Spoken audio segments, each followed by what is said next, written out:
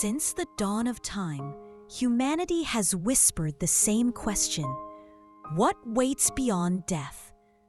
Across deserts, temples, and stars, every civilization tried to answer. These are 100 echoes of belief, ancient truths, half science, half soul, woven through the silence between life and whatever comes next. Chapter 1: The Soul Beyond Breath. Every ancient culture believed death wasn't the end, just a shift. Egyptians called it the second life. Their hearts were weighed against a feather, not for punishment, but for balance. The idea of a Chapter 2: The river that divides worlds. The Greeks imagined the river Styx, a cold boundary between life and eternity. Souls crossed it on Charon's small ferry, coins on their eyes for passage. The symbol echoes in Egypt's Nile and India's Ganges, rivers as gateways. Water to them wasn't just liquid, it was memory, cleansing the soul before rebirth. Modern physics agrees. Water holds information, reacting to emotion. Maybe the ancients knew that flow meant more than we thought. Chapter 3: Fire as the Language of Spirit. In ancient Persia, fire wasn't destruction, it was purity. Zoroastrians believed flames connected human prayers to divine light. Cremation, practiced in India, symbolized freeing consciousness from matter. Fire turned the body's atoms back into the universe. Today, we know fire releases stored energy, literally turning mass into light. That scientific truth mirrors the same belief. When we burn, we don't end. We return as light itself. Chapter 6: The Path of Dreams. Many ancient cultures saw dreams as trial journeys for the soul. Egyptians practiced dream incubation, sleeping in temples to seek visions from gods. The Greeks believed Asclepius healed through dreams. Even shamans entered trance states to walk the same invisible corridors. Science now calls it REM, the phase where the brain rehearses reality. Maybe what we call dreams are ancient passports, stamped between waking and whatever world comes next. Chapter 7: Guardians of the Threshold. In Mesopotamia, statues of hybrid creatures, half human, half beast, guarded tombs. They weren't decorations, they were symbols of transformation, protecting souls crossing into eternity. Every culture had them. Anubis, the jackal-headed guide, Aztec jaguar spirits, Japanese shinigami. Modern psychology sees these as archetypes of fear and protection, wired in our collective unconscious. The ancients externalized them as gods. We internalize them as instincts. Either way, something watches the gate. Chapter 8: The Language of Bones. The Chinese practiced oracle bone divination, carving questions into ox bones, then feeding them until they cracked. Those cracks revealed divine answers about death, fate, and afterlife. Today, we use algorithms and brain scans to decode the same mysteries. Bones stored information, DNA, ancestry. Even trauma. The ancients read the universe through fractures. We read it through data, both searching for the same code that writes existence. Chapter 9: Light that Remembers. In Mayan belief, the sun was the soul's final destination, a portal that guided kings into eternity. They built temples aligned with solstice light, believing the sun could record memory. Physics now proves photons preserve data through quantum entanglement. Light literally remembers. Maybe that's why ancient eyes turned upward. They saw the sun not as a god, but as a mirror of immortality. Chapter 10: Shadows That Speak. In ancient Greece, shadows were thought to be the faint residue of souls.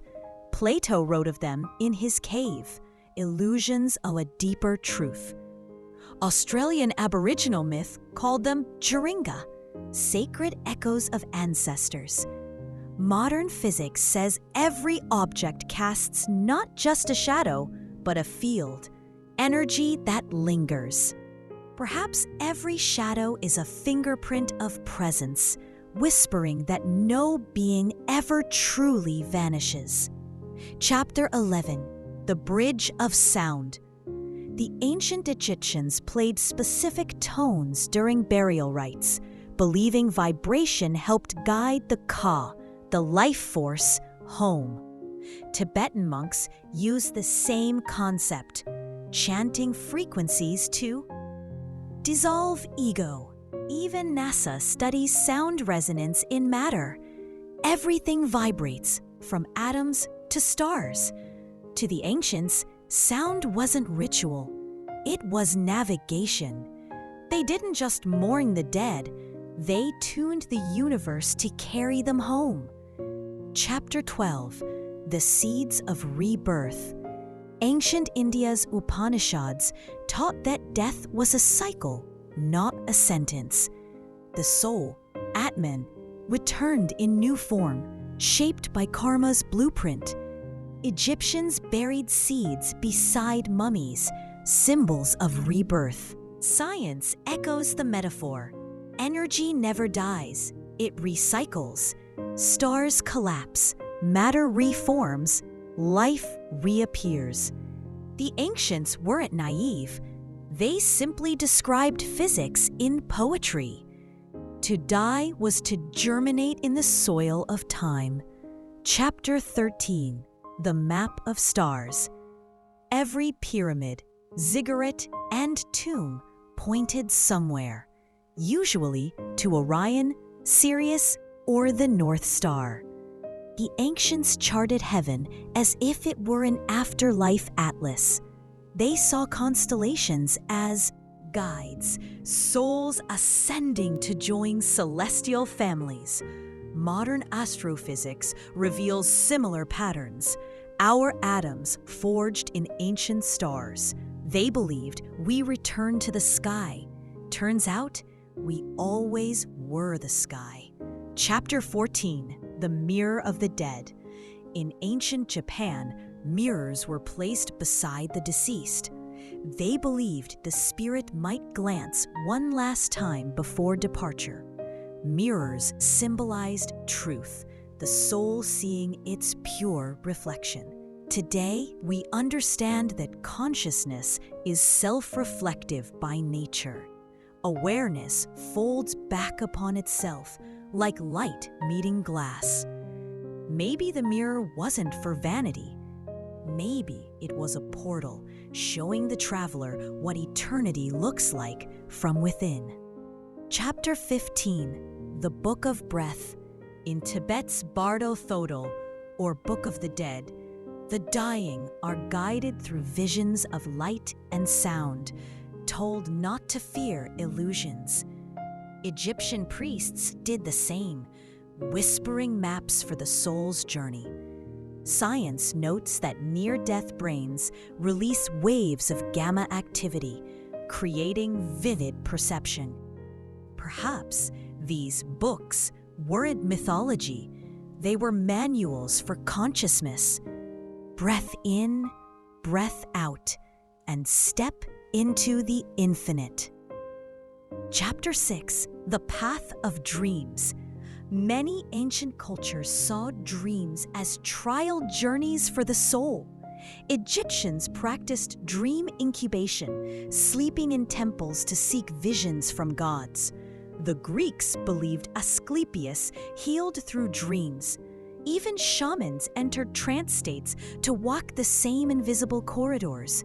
Science now calls it REM, the phase where the brain rehearses reality. Maybe what we call dreams are ancient passports, stamped between waking and whatever world comes next. Chapter 7, Guardians of the Threshold. In Mesopotamia, statues of hybrid creatures, half human, half beast, guarded tombs. They weren't decorations. They were symbols of transformation, protecting souls crossing into eternity. Every culture had them. Anubis, the jackal-headed guide, Aztec jaguar spirits, Japanese shinigami. Modern psychology sees these as archetypes of fear and protection, wired in our collective unconscious. The ancients externalized them as gods. We internalize them as instincts. Either way, something watches the gate. Chapter 8, The Language of Bones. The Chinese practiced oracle bone divination, carving questions into ox bones, then heating them until they cracked.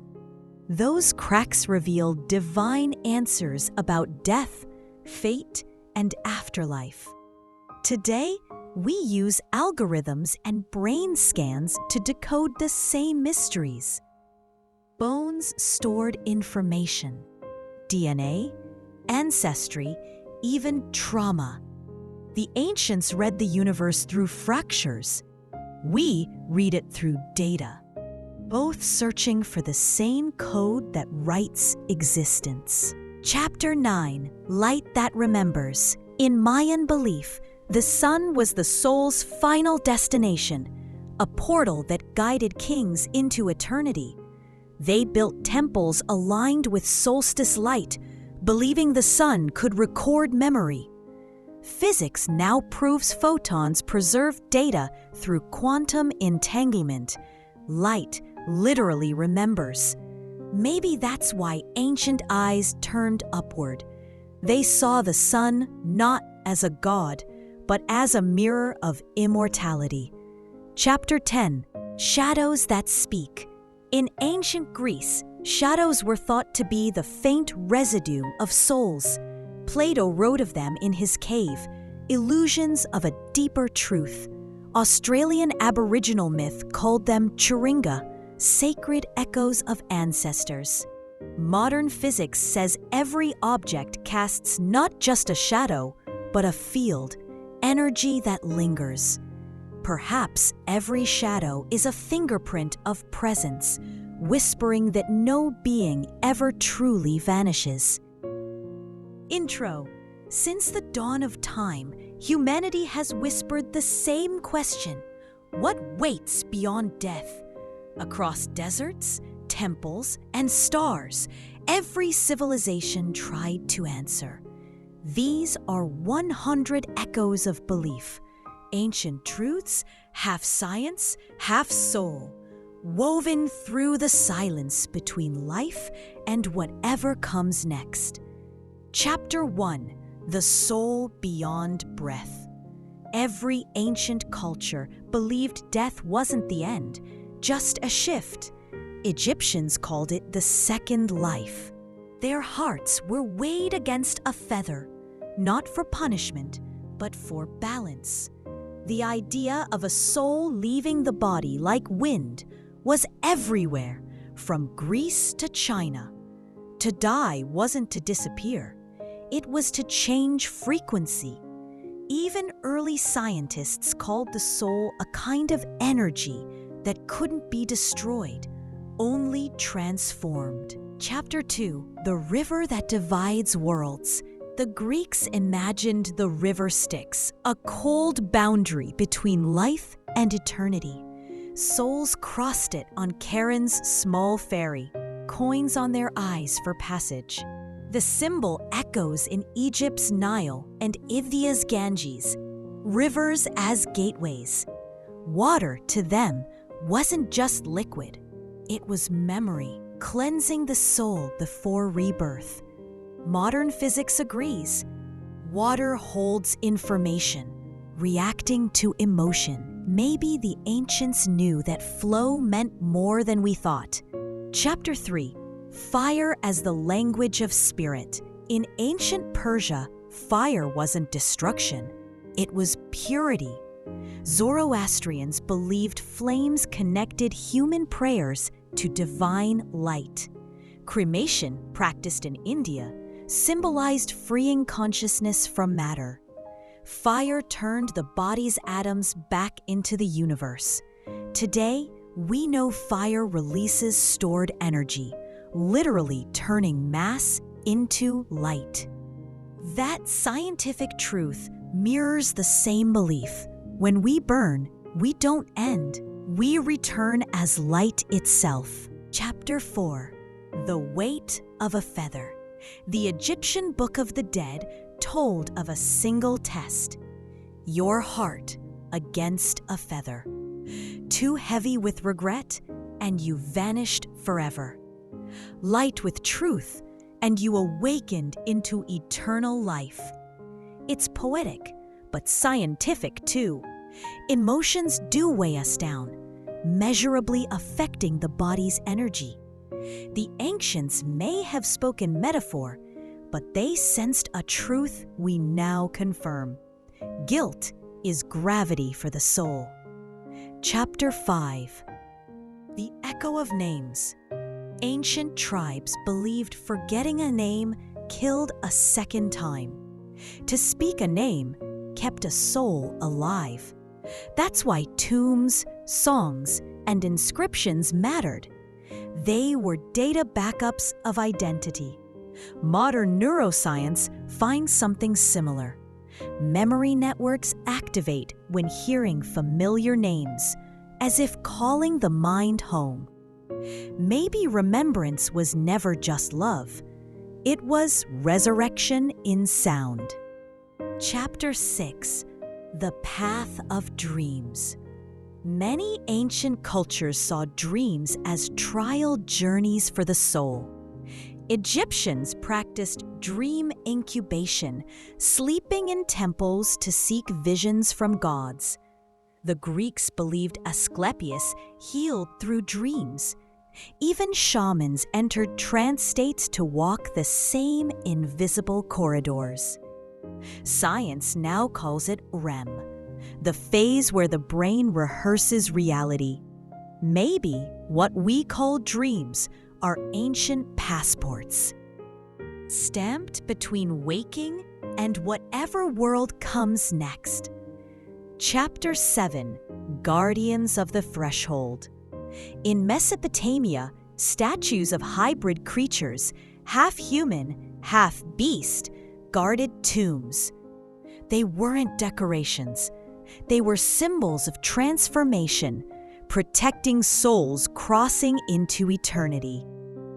Every culture had them.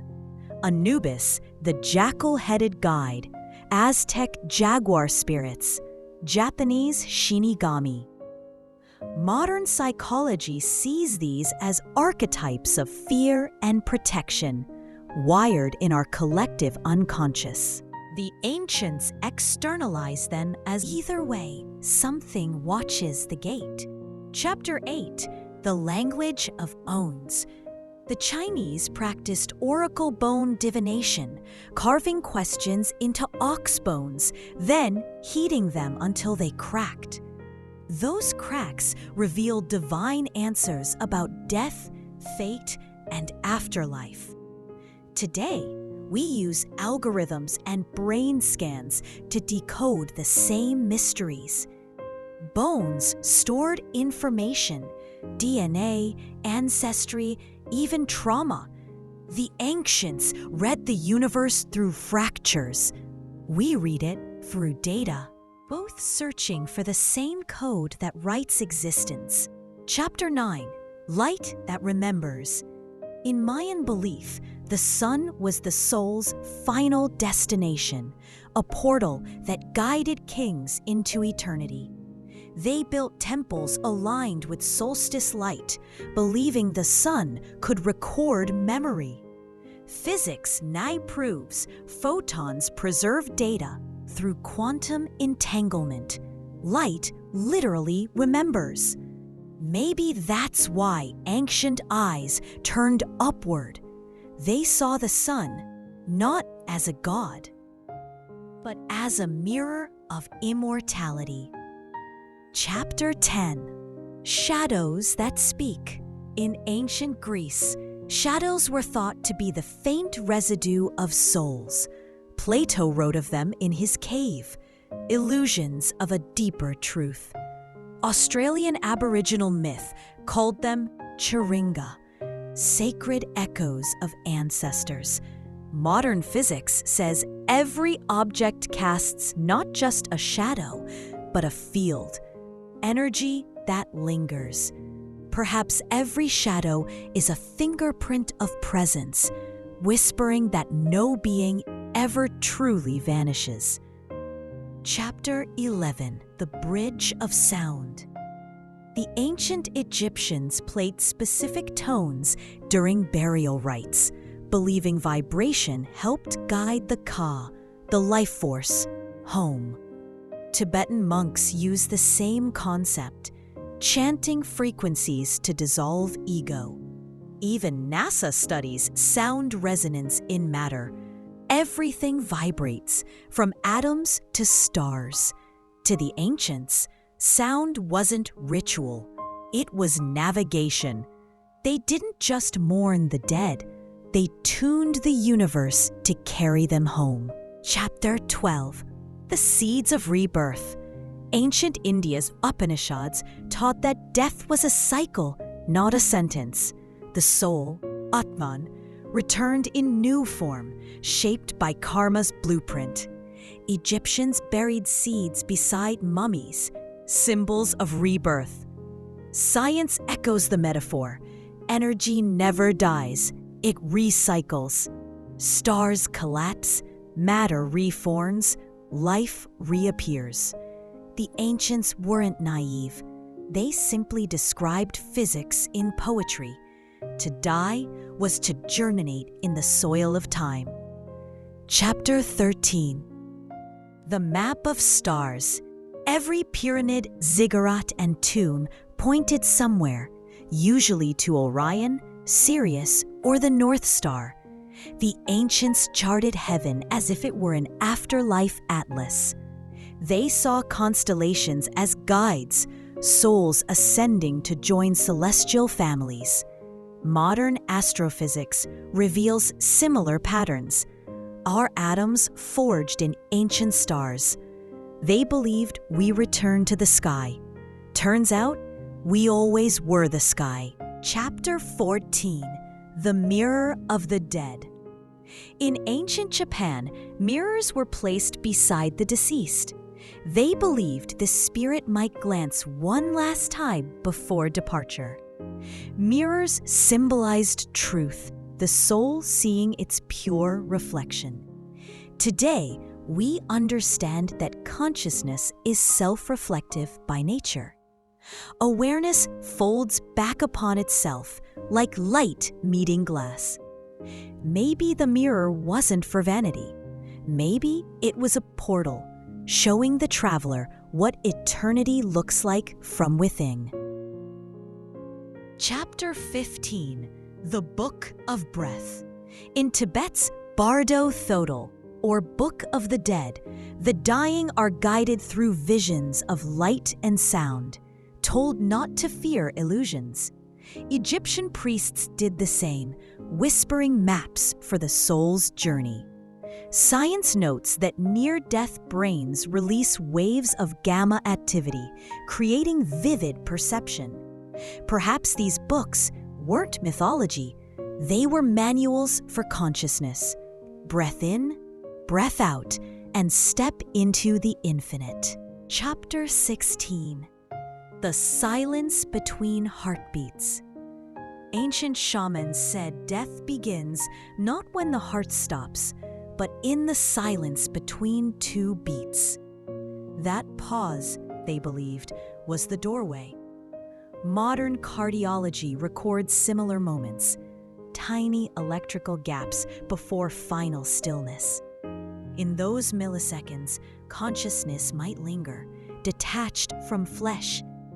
The ancients listened for it, believing the soul slipped through that silence like a breath leaving glass.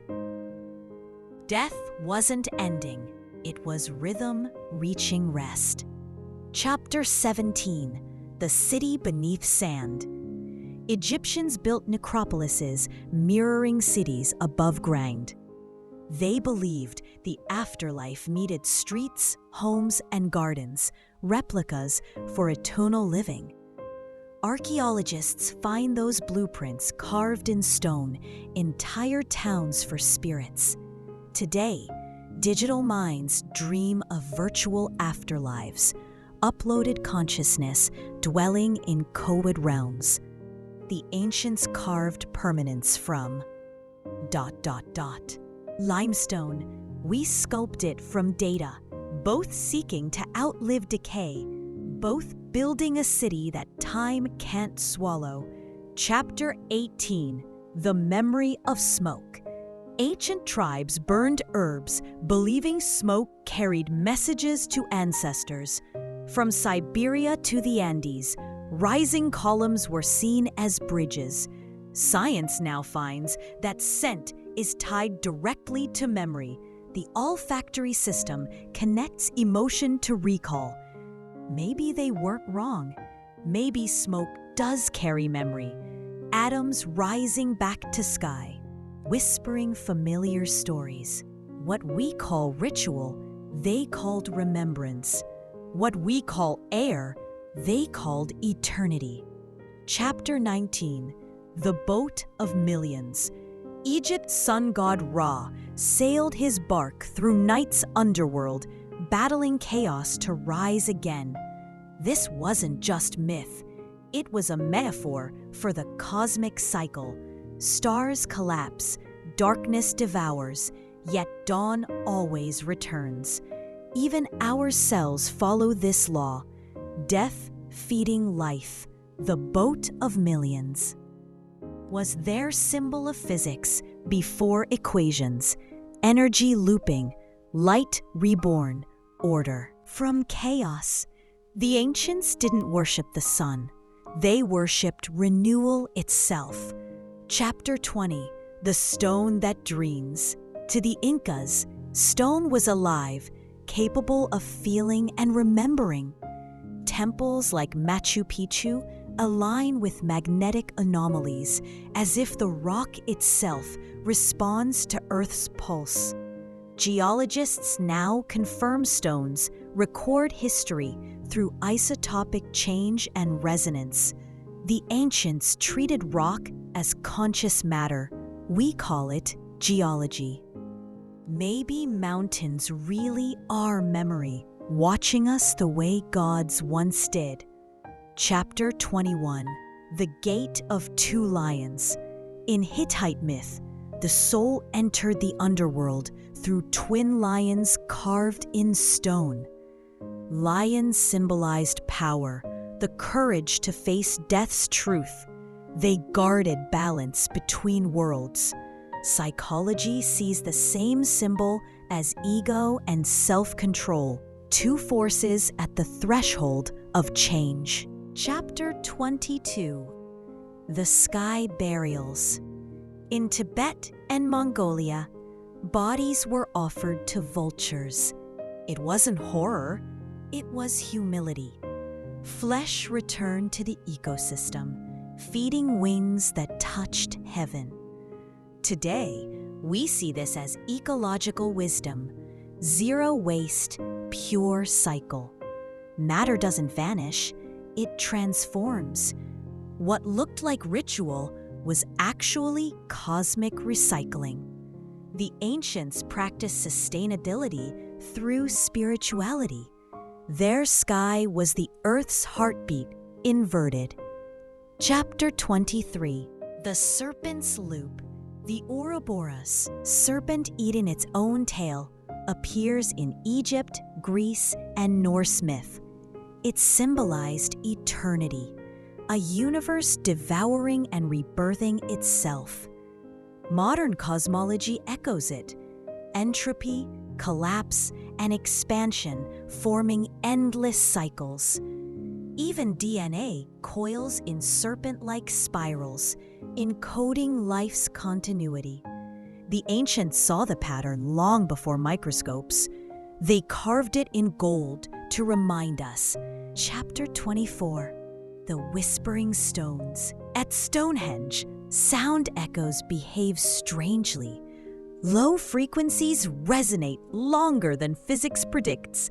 Ancient builders likely tuned them for ceremony. Some theories suggest the stones amplified chants, guiding trance states. Sound mapping now confirms acoustic anomalies. These monuments weren't primitive. They were instruments. The ancients played the earth itself, composing symphonies for the dead. Chapter 25. The Eyes of the Dead. Romans placed coins over eyes, not for superstition, but symbolism. Eyes reflected soul, covering them sealed transition. They believed eyes held fragments of divine fire. In modern optics, light entering eyes triggers electrical signals, the literal spark of consciousness. Perhaps coins weren't payment for Karen, but shields for the flame returning to source. When the eyes close, the light goes home. Chapter 28. The Garden of Eternity. In Persia, the word paradise meant walled garden. It wasn't a place above, but the side, the perfect balance of earth and spirit. Fragrance, symmetry, and water represented harmony. Modern studies show gardens reduce stress and extend life. Maybe paradise was never elsewhere. Maybe it was humanity remembering how to live with the world, not after it. Chapter 29. The Circle of Ashes. Ancient Druids burned sacred fires in circles, believing the shape trapped energy. Circles meant wholeness, no beginning, no end. Today, particle accelerators use circular motion to reveal matter's secrets. Both aim for the same thing: infinity contained. The ancients didn't invent the circle. They discovered it's the closest geometry to eternity. Chapter 30. The Breath Carriers. Aboriginal Australians told of spirits riding the wind, woggle, serpents of air bringing life and death. Science reveals air carries microbial DNA, spreading invisible seeds of existence. Every inhale is ancient, recycled breath from ancestors, forests, oceans. To them, wind was alive. To us, it's physics. Yet both are true. The universe still speaks through air, whispering every soul back into motion. Chapter 31. The Dust That Remembers. The Navajo saw dust as sacred, every grain once part of ancestors. When wind lifted it, they said the dead were whispering. Modern geology confirms it. Desert dust carries organic molecules across continents, even DNA fragments. We breathe the past daily. To ancient eyes, dust wasn't decay. It was memory suspended, soft evidence that matter never forgets. Every inhale is a quiet reunion with those who walked before. Chapter 32. The Golden Weighing. In ancient China, alchemists sought immortality through gold, believing its incorruptibility mirrored the eternal soul. They mixed mercury and jade powder, crafting elixirs for emperors. Ironically, those same elixirs poisoned them, transforming the quest for eternity into irony. Yet they weren't fools. They saw that metals change form yet persist. Modern chemistry proves it. Atoms of gold never die. The search for eternal life was always scientific, just written in myth. Chapter 33, The Boat Made of Words. The Egyptians placed spells on tomb walls, verbal vessels for the soul. They believed language itself carried energy, shaping reality. Quantum linguistics now studies similar effects, how observation and information alter outcomes. The ancients already knew words build worlds. Each syllable was a sail, each chant a current. The dead didn't drift alone. Chapter 34, The Mirror Sky. In ancient Andes culture, lakes were mirrors to the gods. The still surface was a threshold, reflecting heaven and earth at once. Archaeologists found offerings deep beneath Titicaca, gifts to the mirrored realm. Physicists now study quantum reflection, where particles appear both above and below at the same time. The ancients didn't have equations, but they had lakes, windows into the symmetry of existence. Chapter 35, The Night of Infinite Eyes. The Egyptians painted ceilings with stars, thousands of golden dots, each one an ancestor watching. To them, night wasn't darkness, but observation. Modern astronomy reveals light from distant stars is literally ancient, photons traveling for millions of years before reaching us. When they looked up, they weren't imagining the dead watching. They were right. The universe's memory shone down as light. Chapter 36, The Tongue of the Dead. In Aztec ritual, maize dough shaped like tongues was offered to the deceased. They believed the dead needed speech to cross into paradise. Communication was currency. Neurologically, speech is energy, vibration moving air, reshaping thought. To them, silence meant oblivion. To speak, even symbolically, was resurrection. Made words are bridges, echoes sturdy enough for souls to walk on. Chapter 37, The Color of the Soul. Ancient Persians saw colors as living forces. Blue for protection, gold for spirit, green for renewal. They painted tombs in harmony with emotion. Today, biophysics studies biophotons, tiny light particles emitted by living cells. Color truly is life, vibrating at different frequencies. Perhaps ancient painters weren't decorating, they were tuning energy for the journey beyond. Chapter 38, The Labyrinth Within. The Minoans built labyrinths not to trap monsters, but to symbolize the inward journey before death. To walk the path was to face self, layer by layer. Neuroscience now maps brain folds that spiral like mazes, paths of memory, fear, and rebirth. The ancients built architecture mirroring the mind. The real Minotaur wasn't in the maze. It was the ego guarding transformation. Chapter 39, The Garden of Skulls. In ancient Mexico, Tzompantli, rows of skulls stood as reminders of the life cycle.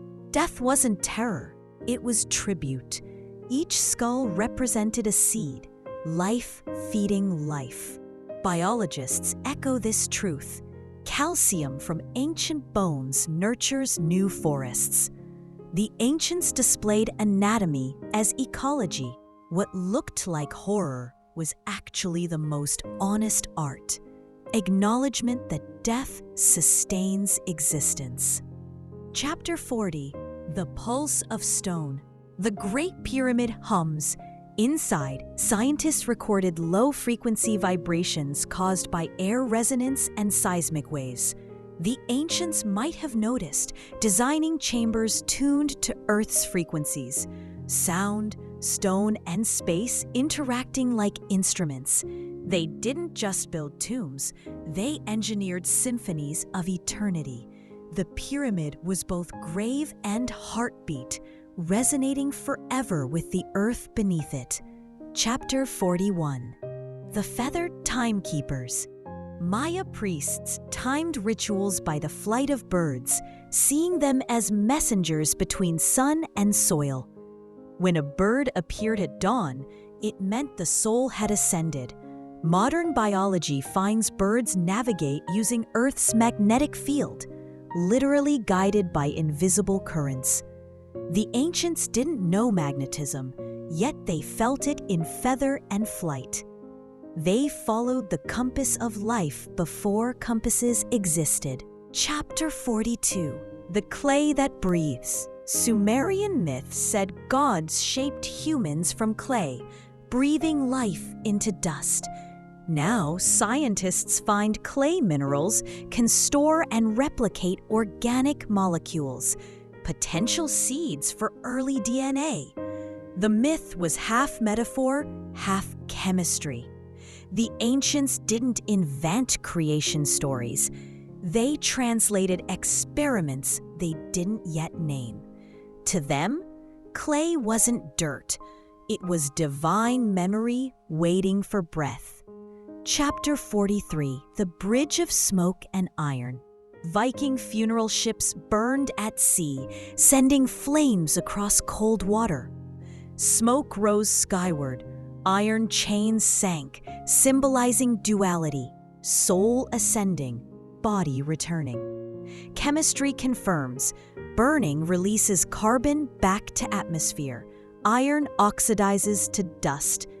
They dramatize the law of conservation with poetry and fire.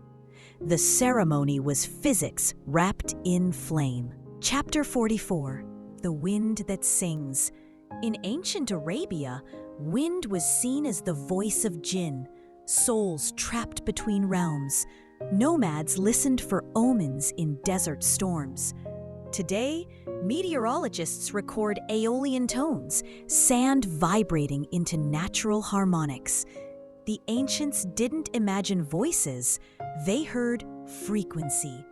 Every gust carried truth in sound waves older than language. Chapter 45. The Invisible Weavers. The Greeks believed the fates spun human lives into threads. Each cut was death, each note, destiny. Now, quantum physics suggests space-time itself is woven, tiny filaments vibrating with energy. The metaphor wasn't metaphor at all. Existence really might be a tapestry. The ancients just described it in simpler language. 3 women, 1 loom, infinite possibility. Chapter 46. The Shadow Libraries. In Egypt's Abydos Temple, walls depict rituals of soul ascension. Texts carved not for human eyes, but for spirits. These weren't scriptures. They were memory codes, engraved for eternity. Modern physicists study information persistence. Data never truly disappears, even after destruction. The ancients already knew. They wrote in light and shadow, carving permanence into vibration. Each hieroglyph was both story and survival. Language turned into architecture of immortality. Chapter 47. The Circle of Fireflies. In Polynesian myth, souls of the dead turned into glowing insects guiding travelers through night. Science now reveals bioluminescence comes from chemical energy transformed into light, life reusing death's residue. The ancients saw beauty where decay glimmered. Every flicker meant transformation. The fireflies were truth in miniature. Energy never dies, it only changes costume, blinking its quiet philosophy across tropical dusk. Chapter 48, The Stone Veins. The Incas aligned sacred sites along invisible energy lines called seques. Modern geomagnetic mapping shows those alignments follow Earth's magnetic veins. They felt what satellites later measured. To them, stone wasn't dead, it pulsed with direction. Temples were nerve endings in a planetary body. They worshipped not gods above, but the electricity beneath.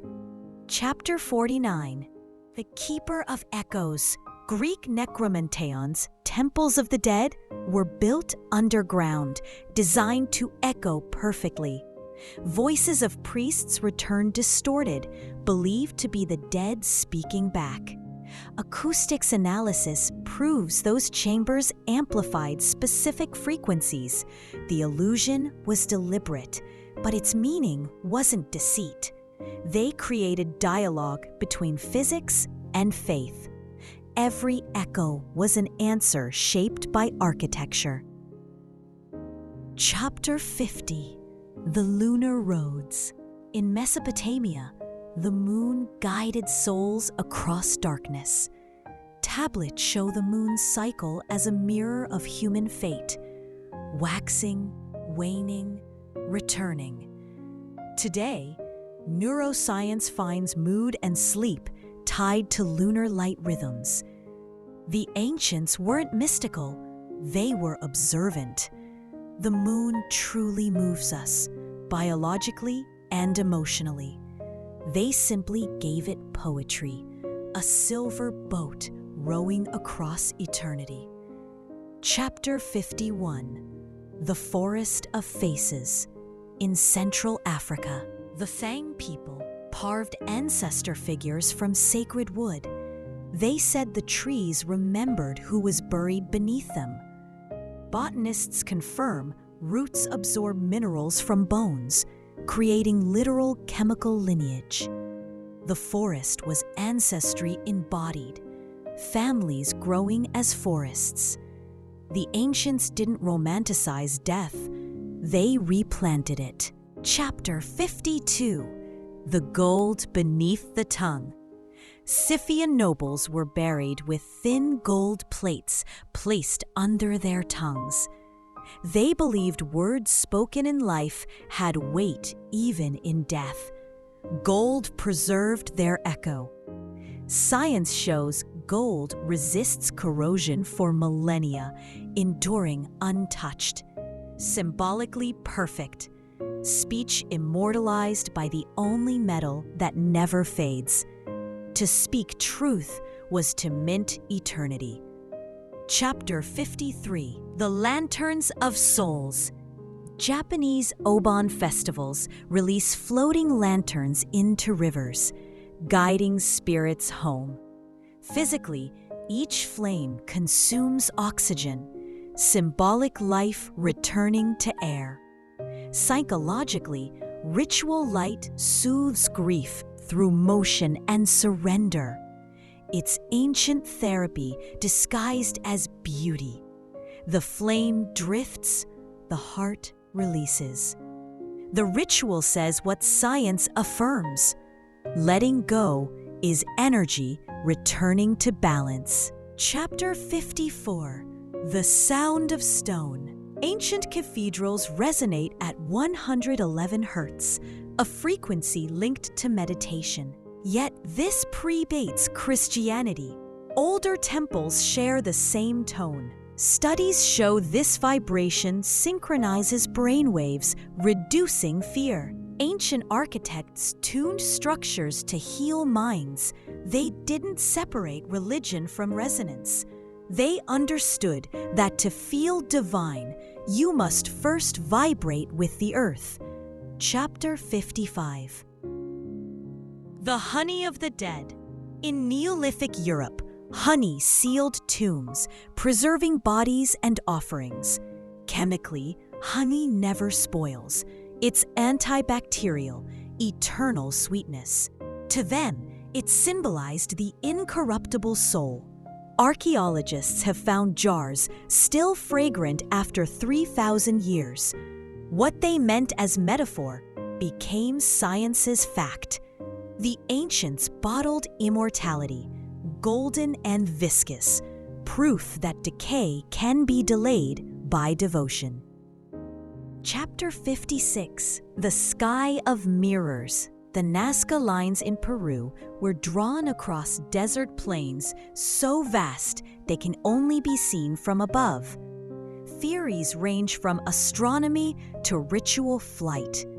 Today, drones reveal perfect geometry, lines aligned with solstices. The ancients drew for the gods' perspective, assuming someone, somewhere, watched from the sky. They were right. We became those gods with satellites. Chapter 57, The Bone Songs. Siberian shamans crafted flutes from reindeer bones, believing each note called ancestral spirits. Acousticians find those instruments emit overtones similar to human vocal formants. Science catches up again. They engineered empathy through resonance. Music wasn't entertainment, it was technology for communion. When the flute sang, the past replied. Chapter 58, The Black River. The ancient Egyptians called the Milky Way the winding waterway. They imagined souls sailing across it toward Orion's belt, home of Osiris. Modern astronomy shows stellar dust flows through our galaxy like currents. They saw cosmic rivers where we now map plasma streams. What they worshipped poetically, we chart mathematically. The myth was already a map, just waiting for telescopes to confirm. Chapter 59, The Architects of Night. Babylonian astronomers tracked star movements, not. Chapter 60, The Mouth of Time. In Mesoamerica, caves were entrances to the underworld. Rituals used echoes to feed the gods with sound. Scientists later found cave acoustics can generate standing waves that alter brain activity. The ancients weren't hallucinating, they were harmonizing. Time, to them, wasn't a line, but a mouth. It swallowed, it spoke, and it sang. Chapter 61, A Glass Horizon.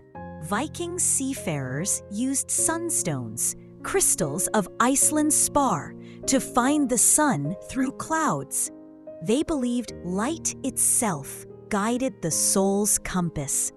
Physics now confirms these stones polarize light, revealing hidden sun angles. Navigation was sacred geometry in motion. They didn't just sail seas, they sailed photons.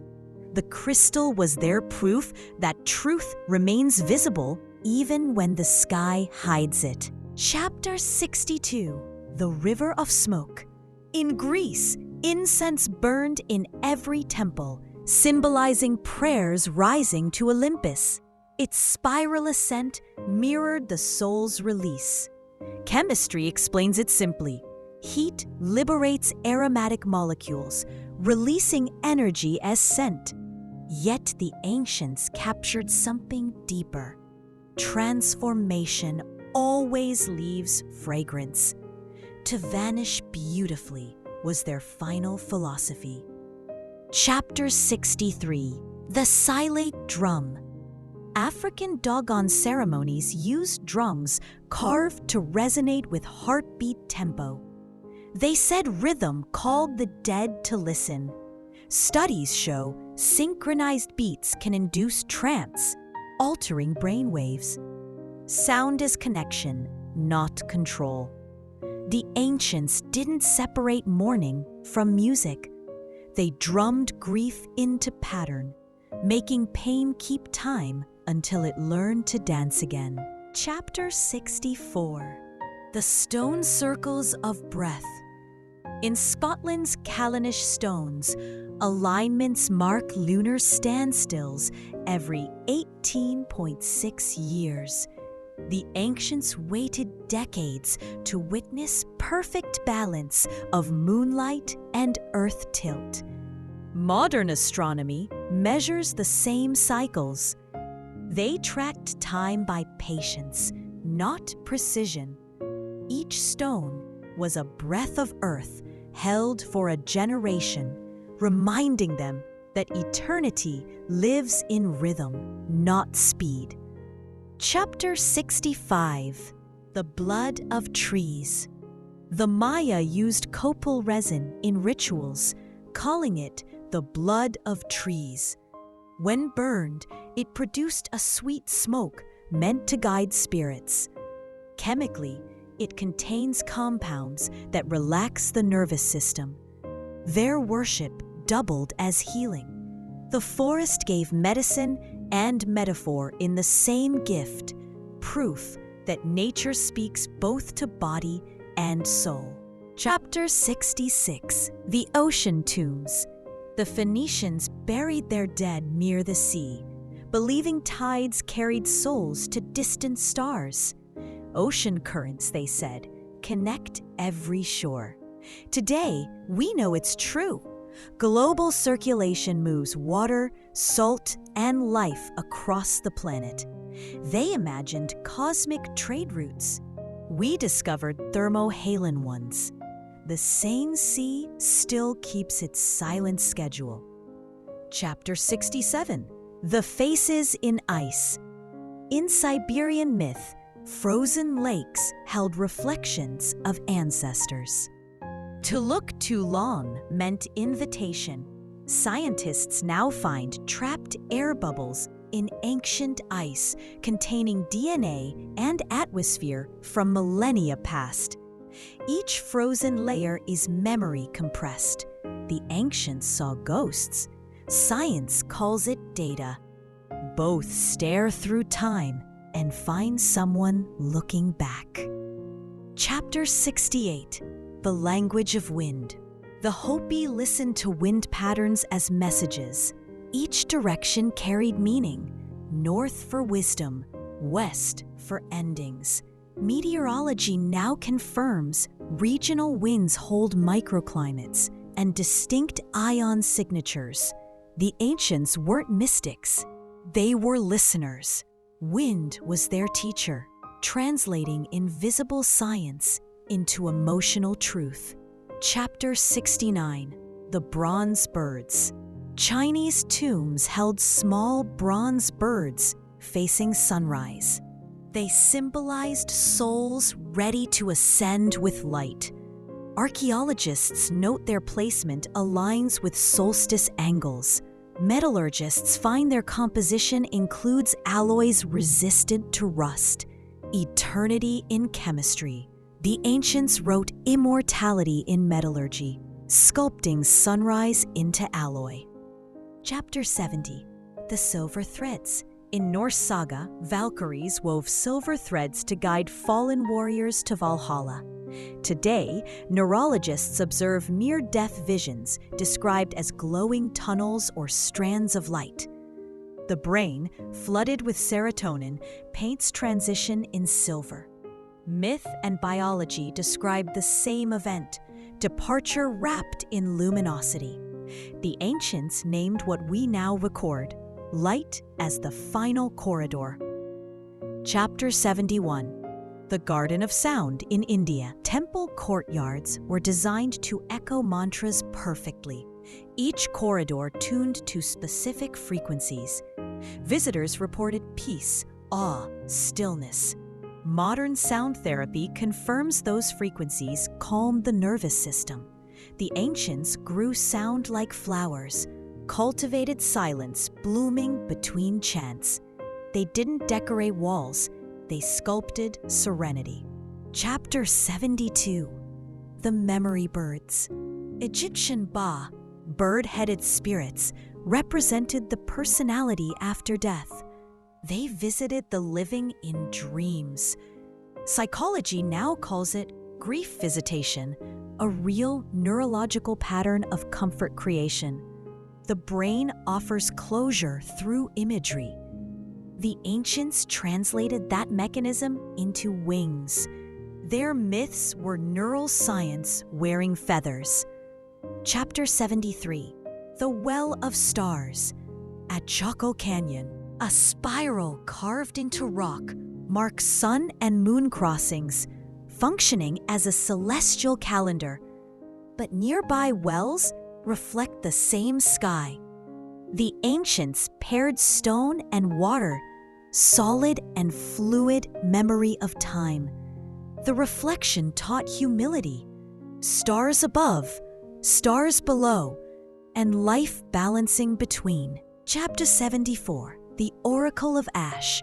Greek priests read ashes left by burned offerings, finding patterns that mirrored constellations.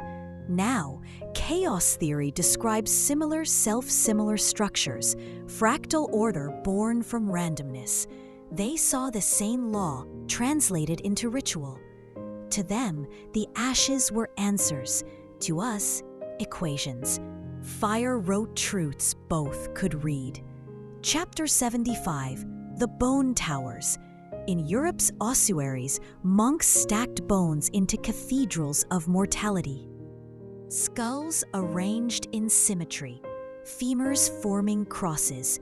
It wasn't morbid, it was mathematical reverence.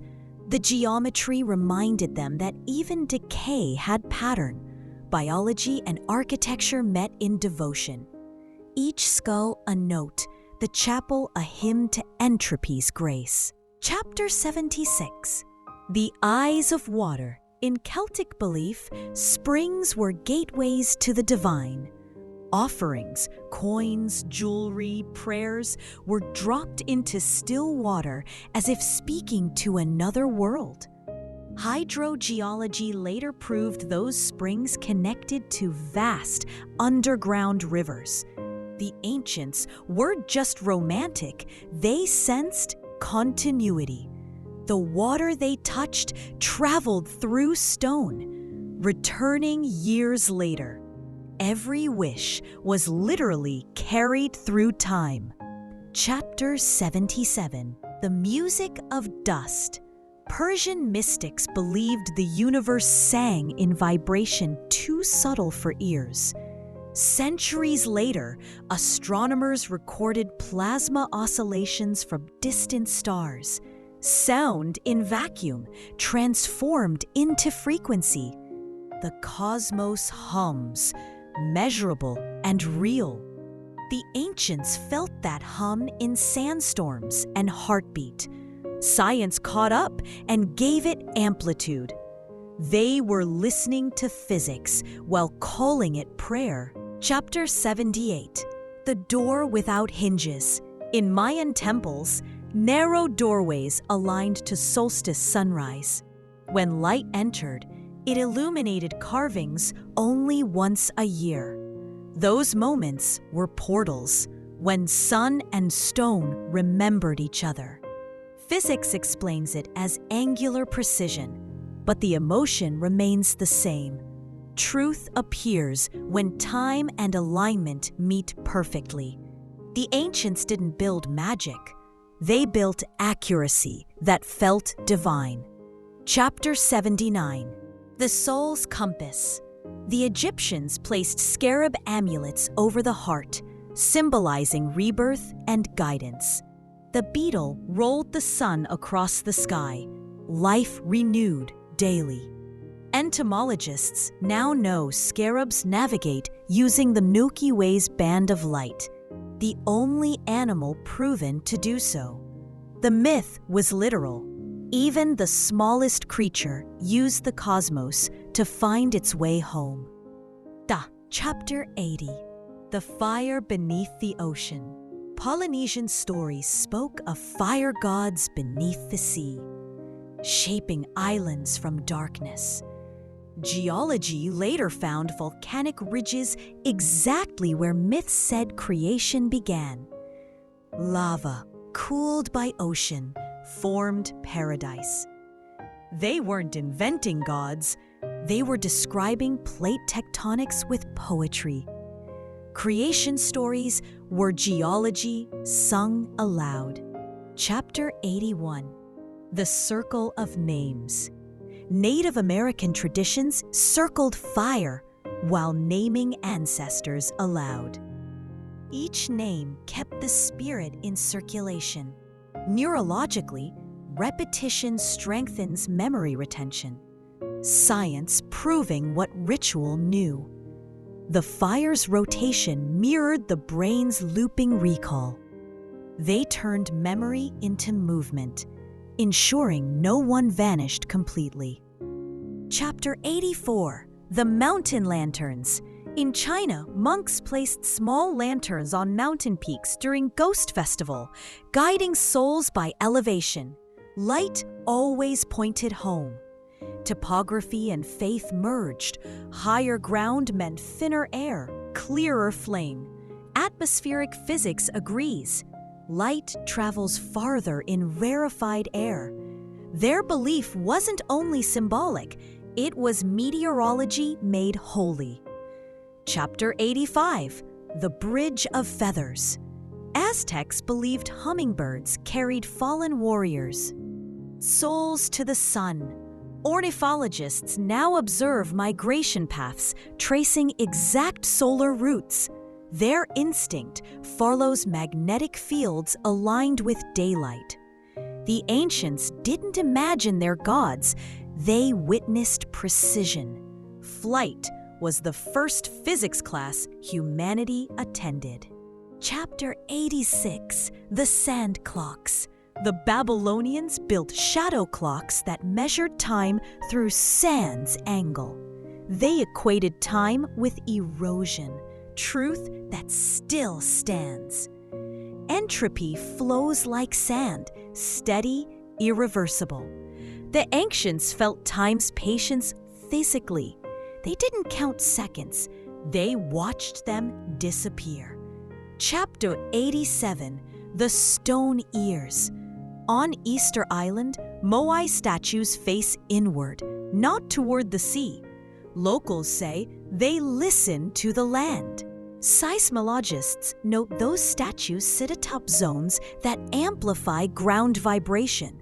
The ancients could hear the earth through stone, long before sensors.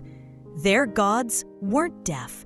They were tuned to tectonic pulse. Chapter 88. The Painted Silence. Cave art in Lascaux shows animals glowing in flickering torchlight. Recent studies found those paintings were placed where sound reverberates strongest. The artists sang as they painted. Echoes animated the walls. It wasn't just art, it was performance for eternity. The silence afterward was sacred, the universe catching its breath. Chapter 89. The Jar of Whispers. In Mesopotamia, clay jars were placed in tombs with holes at the top, sound vessels. They believed spirits could breathe through them. Acoustically, jars capture resonance like primitive speakers. They engineered communication across dimensions using terracotta and hope. Each whisper turned to echo, each echo to evidence that the dead still listened. Chapter 90. The Light Beneath Skin. Egyptians covered mummies with gold leaf, saying it reflected divine light inside the body. Modern imaging reveals human tissue emits faint biophotons, literal inner light. They saw what science now measures, luminescence of life persisting after death. The ancients wrapped that light in gold so the cosmos would recognize its own reflection. Chapter 91. The Breath of Stone. Greek temples were designed to breathe. Warm air rose through hollow columns, creating a subtle hum in wind. Pilgrims called it the voice of gods. Acoustician. Chapter 92. The River of Glass. In Norse belief, the Bifrost Bridge connected worlds through shimmering light. They imagined it as a burning rainbow. Modern optics reveals that ice crystals in upper air bend sunlight into identical arcs. The myth described refraction centuries before physics named it. To cross the rainbow was to enter light's spectrum, walking between wavelengths and worlds. Chapter 93. The Clock of Fireflies. Japanese folklore said fireflies were souls of the departed, glowing briefly before fading. Bioluminescence, however, is a chemical reaction, luciferin meeting oxygen. Still, that same glow inspired metaphors of impermanence long before chemistry existed. They didn't study the formula, they felt it. Each flicker, a heartbeat of mortality, disguised as beauty. Chapter 94. The Forest of Voices. In African tradition, trees housed ancestors' breath. The wind through branches was conversation. Botanists now confirm trees communicate chemically and electrically underground. Roots exchange information through fungi, an ancient internet beneath the soil. The ancients heard whispers we later graphed. Every breeze was a signal, every rustle a memory returning. Chapter 95. The Weight of Silence. In old Buddhist monasteries, monks carried small stones during meditation, dropping them one by one when thoughts arose.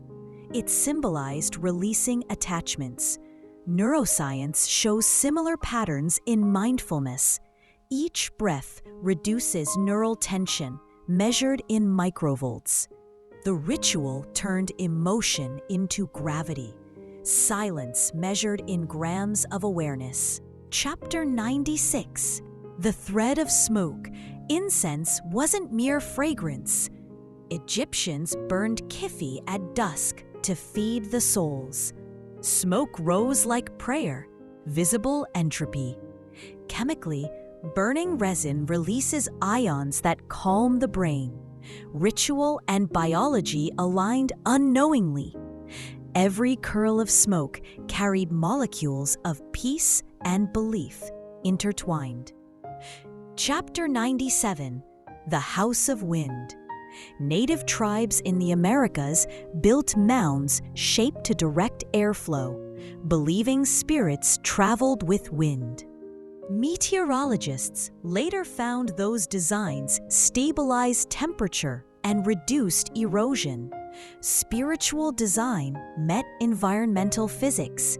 To them, harmony was engineering.